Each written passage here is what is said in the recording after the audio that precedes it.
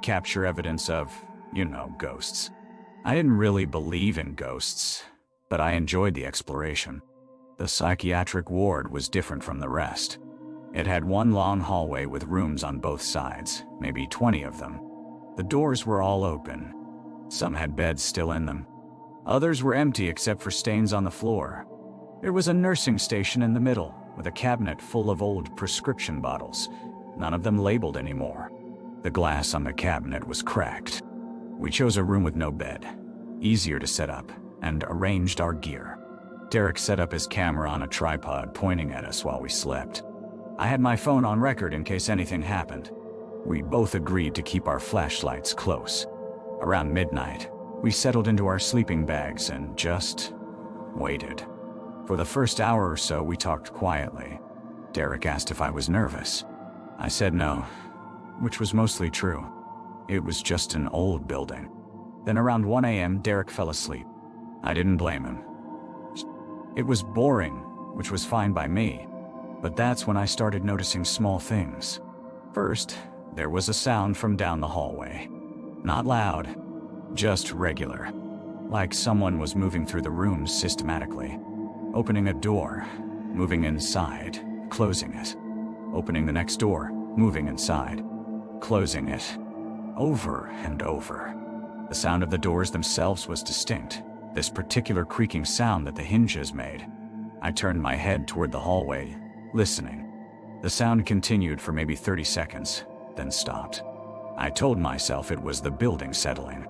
Old buildings make noise. Maybe another 20 minutes passed. Then I heard it again. The same pattern. Door, movement, door closing. But this time, it was coming from the opposite end of the hallway, and it was moving closer. I sat up in my sleeping bag. I reached over and nudged Derek awake. "What?" he whispered. "You hear that?" He listened. The sound had stopped again. "No, what am I listening for?" There was a sound.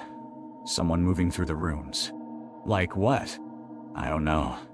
Like someone's going through each room. Derek didn't seem concerned. Probably just pipes or something. Old buildings have weird sounds. He lay back down and was asleep again within 2 minutes. I stayed awake though. I kept my flashlight off so my eyes would stay adjusted to the dark. The room was very dark. I could barely see Derek next to me. I couldn't see the hallway clearly either, just shapes. Maybe 30 minutes later, I heard a different sound.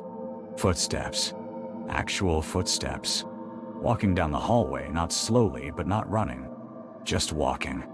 A steady pace. They came from one end of the hallway and went toward the other. I heard them clearly. The sound of someone moving through the space we were in. I grabbed Derek's shoulder harder this time. He woke up faster, annoyed. "Someone's walking through the hallway," I said, keeping my voice low. He raised his head, listening. We both sat there in silence. The footsteps didn't come back. Derek sighed. "Marcus, there's nobody here. We're the only ones in the building. We came through the only entrance. We checked it. Then, what was that? Pipes. The wind. Something. Not a person." He lay back down. "Go to sleep." But I didn't sleep. I stayed awake for the next 3 hours, listening. And what was weird was that the footsteps came back, but only when Derek was asleep. When I heard them, I'd wake him up, and he'd tell me I was being paranoid. Then I'd stay awake longer, more alert. The footsteps kept happening, in different parts of the hallway. Sometimes fast, sometimes slow, never coming into our room, just passing by. By around 4 a.m., I was exhausted and unsettled. I told Derek I wanted to leave. He was frustrated but agreed. We packed up our gear quickly, left the hospital, and drove home in near complete silence. The weird part, and this is what stuck with me, was what I found later when I looked at the footage from Derek's camera. I reviewed the video the next day. It showed our sleeping bags, the dark room, exactly what I expected. The audio was clear. You could hear the sounds I'd heard. The doors, the footsteps, all of it on the recording. But in the video, you could also see something I hadn't noticed in the dark. In the hallway, visible through the open door of our room, there were shapes. Passing by. Not clear shapes. Just dark outlines that moved through the space where we'd heard the footsteps.